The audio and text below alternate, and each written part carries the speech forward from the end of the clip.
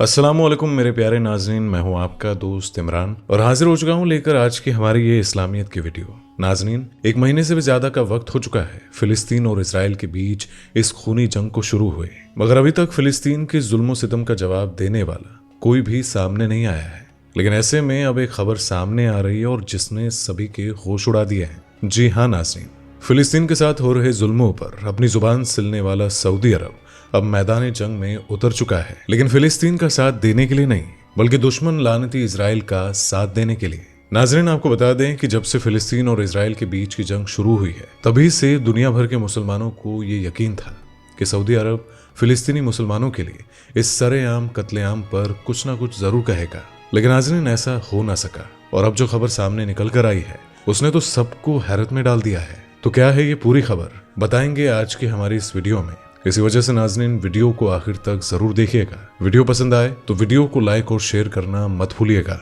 नाज़रीन, फिलिस्तीन और इजराइल के बीच चल रही जंग महज एक तरफा है, क्योंकि फिलिस्तीन के मासूम मुसलमानों पर ही इस जंग का असल असर हुआ है। फिलिस्तीनी मुसलमानों का घर बर्बाद हो गया है, 10,000 से ज्यादा लोग मारे गए हैं और जिसमें कि ज्यादातर मासूम बच्चे शामिल थे। आखिर उन मासूम बच्चों का क्या कसूर था जो उन्हें ये सजा मिली? नाज़रीन, दुनिया की मखलूक फिलिस्तीनी मुसलमानों का यह कत्लेआम खुली आंखों से देख रही है, लेकिन इंसानियत के नाते भी कोई फिलिस्तीनी मुसलमानों के लिए हक की बात नहीं कह रहा है और किसी बड़े देश में इतनी हिम्मत तक नहीं कि वो इजराइल का सामना कर सके और उसे रोक सके। और नाज़रीन, मिडिल ईस्ट के सभी मुल्क मुस्लिम है और यहाँ इस्लाम को दर्जा हासिल है, लेकिन बावजूद इसके कि फिलिस्तीनी मुसलमानों के लिए आवाज उठाने के लिए किसी में भी हिम्मत नहीं है। जी हाँ नाज़रीन, दुनिया भर के मुसलमान फिलिस्तीन के लिए सड़कों पर जुलूस निकाल रहे हैं और अपनी आवाजें भी बुलंद कर रहे हैं, लेकिन बावजूद इसके कि इजराइल का खूनी खेल जो अभी तक जारी है। नाज़रीन, आपको बता दें कि इजराइल के खिलाफ फिलिस्तीन का साथ देने के लिए ईरान और लेबनान के हिजबुल्ला गिरोह ने फिलिस्तीन का साथ मैदानी जंग में देना मुनासिब समझा और वो इजराइल से मैदानी जंग भी कर रहे हैं। लेकिन आपको बता दें कि इजराइल इतना ताकतवर है कि ईरान और हिजबुल्ला के हमलों का भी उस पर कोई असर नहीं हो रहा है।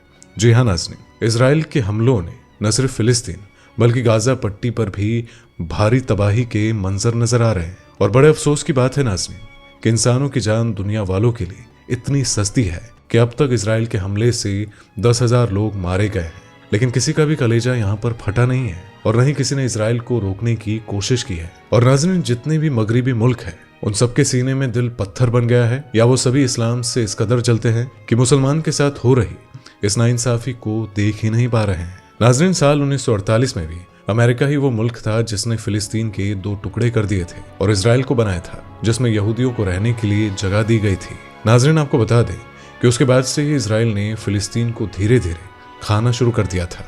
जी हाँ नाज़रीन, आज अगर दुनिया के नक्शे को उठाकर देखेंगे तो आपको मालूम होगा कि किस तरह से इजराइल ने फिलिस्तीन को धीरे धीरे खत्म कर दिया है और पूरे फिलिस्तीन पर अपना कब्जा जमा लिया है। नाज़रीन, आज फिलिस्तीन मुसलमान अपने ही मुल्क में मुंह छिपाते हुए नजर आ रहे हैं और न ही वो कहीं चैन से रह सकते हैं और न ही कहीं आ जा सकते हैं। नाज़रीन, आपको बता दें कि फिलिस्तीन मुसलमान अस्पताल में भी महफूज नहीं है। अस्पताल को भी इजराइल अपना निशाना बना रहा है। गाजा पट्टी के एक अस्पताल पर अचानक से बमबारी करके इजराइल ने अपने इरादे साफ कर दिए थे कि वो फिलिस्तीनी मुसलमानों को खत्म करने का इरादा कर चुका है, बावजूद इसके कि दुनिया के तमाम मुल्क सोए हुए हैं और फिलिस्तीन की बर्बादी का तमाशा देख रहे हैं।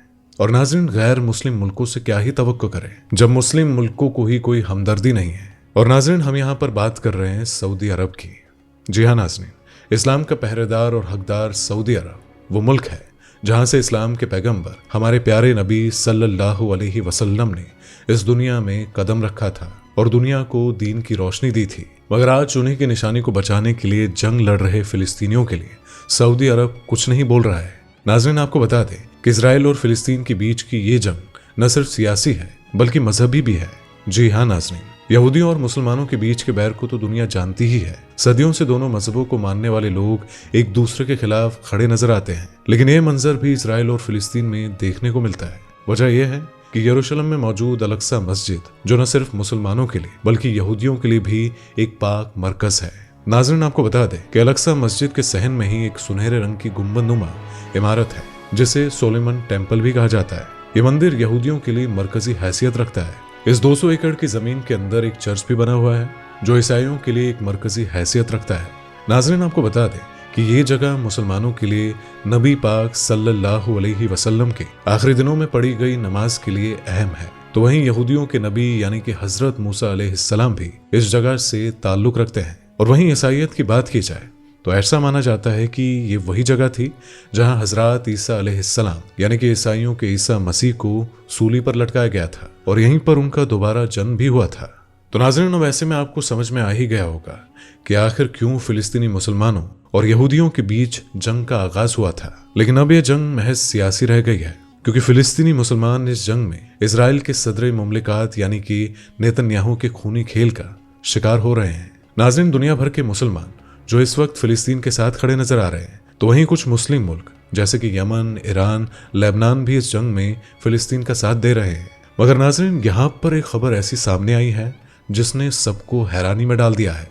जी हाँ नाज़रीन, दुनिया भर के मुसलमानों को ये यकीन था कि सऊदी अरब जरूर फिलिस्तीन के इस जंग में उसका साथ देगा, शामिल होगा और इजराइल के छक्के छुड़ा देगा। लेकिन नाज़रीन, आपको बता दें कि सऊदी मैदानी जंग में उतरा तो जरूर है, लेकिन फिलिस्तीन का साथ देने के लिए नहीं, बल्कि इजराइल का साथ देने के लिए। और नाज़रीन, बेशक ये खबर सबको हैरान कर देने वाली है, मगर ये बिल्कुल हकीकत है। दरअसल नाज़रीन, आपको बता दें कि यमन भी इस जंग में फिलिस्तीन का साथ देने के लिए उतर चुका है, लेकिन यमन और इजराइल के बीच में सऊदी अरब पड़ता है। लिहाजा अगर यमन अपने मिसाइलें इजराइल पर दागेगा तो काफी मुमकिन है कि कुछ बमबारी सऊदी अरब में भी हो जाए।